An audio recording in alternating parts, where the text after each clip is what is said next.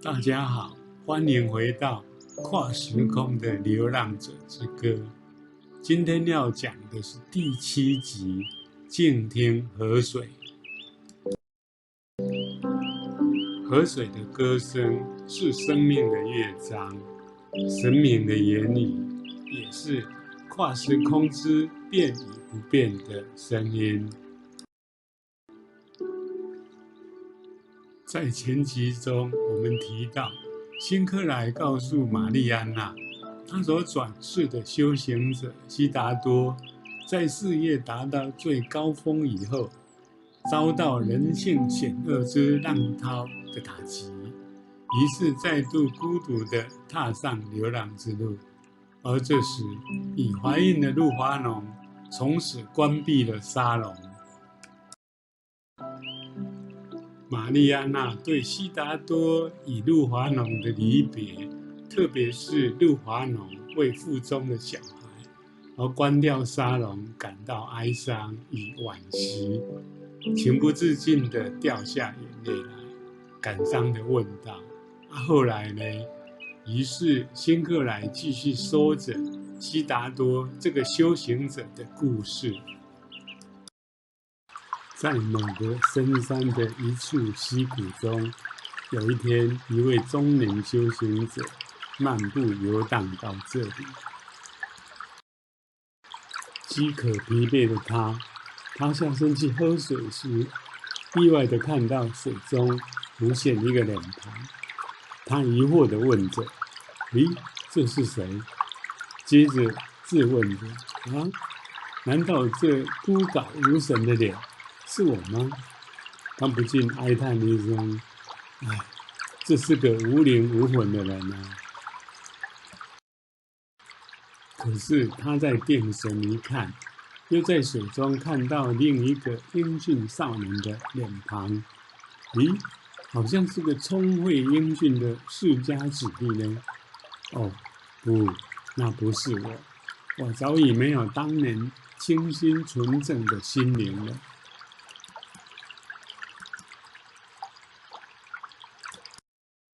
接着他又看到另一张干净的修行者的脸，这好像也是我哦，当年那个备受师尊肯定、同才学习的佛门精英。哦不，这也不是我，远离佛法多年的我已不配了。水波之间，他又看到了一张愁齿满志、碧腻秦伦、英挺勃发的中年男子的脸。对了，我也曾经是那个养活千万个家庭的大企业家。可是那些岁月中，灵魂却也被万丈红尘给严重污染了。唉，他无力地长叹一声：“我已经什么都不是了，也什么都没有了，志向、才华、名声、财产、友情、爱情都没有了。”他感到万般的懊悔、沮丧与无望。无限感叹的他说：“树心既已空，树身又何用？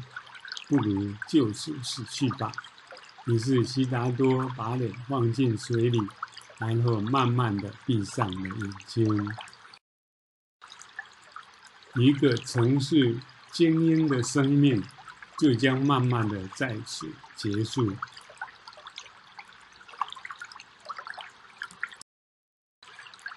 过了一会儿，好似依稀听到微弱的喉声。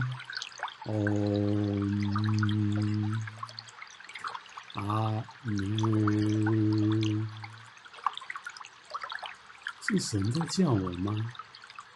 是时候未到吗？玛丽安娜问说：“她是听到阿门吗？”阿门是基督教、伊斯兰教用语，诚心所愿之意，在祷告、赞美诗中作为总结或肯定的。辛克莱说，好像是阿门，若是的话，在东方是指凡我、超越自我的我。Om 则是佛教的六字真言阿玛尼巴尼吽的第一个字。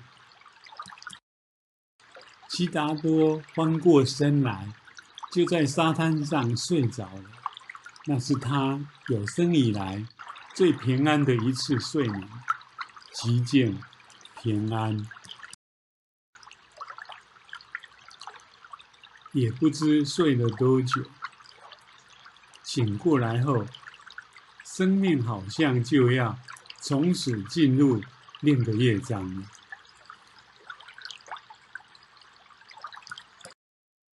此时溪谷中清凉的空气让人精神焕然清新，于是他溯源而上。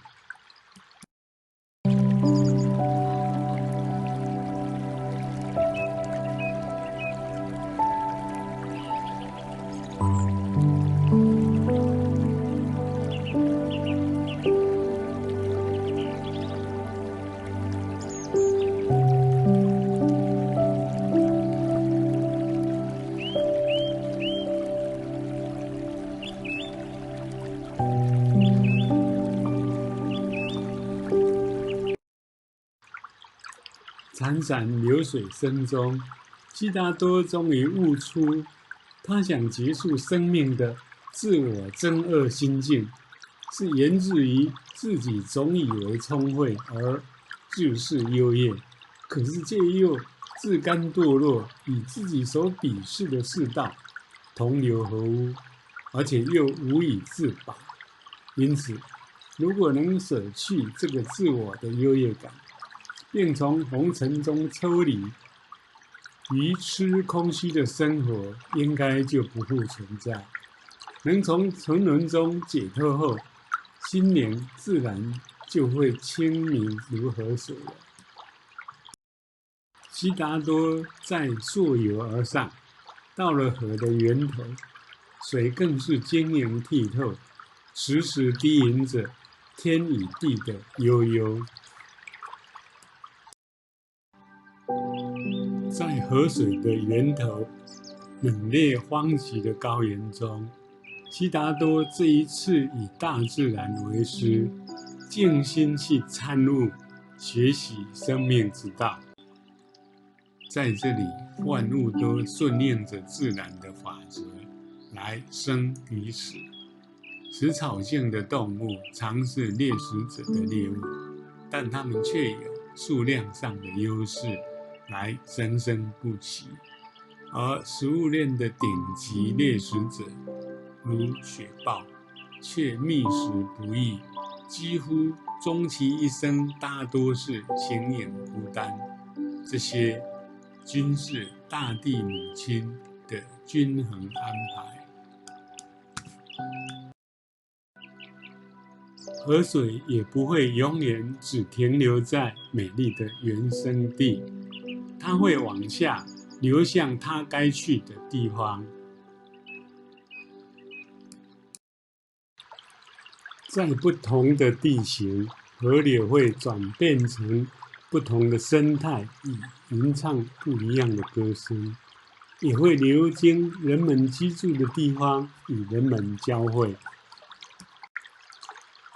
人生的旅程，不也就是这样吗？从年少时的纯真理想，到青年时的激情与浪漫，再到了中年期的成功与奢华骄纵，每个阶段都随着情境而转换着。河水也灌溉了沿岸的农田，养活了千千万万的生命。它更是慰藉着人心，让那些苦难困顿中的生命们能够重新燃起未来的希望。悉达多逐渐体会与悟道，河水千百年来就是这样的流着，抚育着众生们，以包容着沿岸不论贵贱种族阶级各种机门们从生到死的人生，即使众生们也会因无知、贪婪而去伤害他，例如污染与改变水道等等，但他依旧一直照顾着人们。此外，河水的歌声更是神明的语言，指点着众生的迷津。是故他永不断水，出世的独善小圣与入世的普度众生之间，成为永恒之河。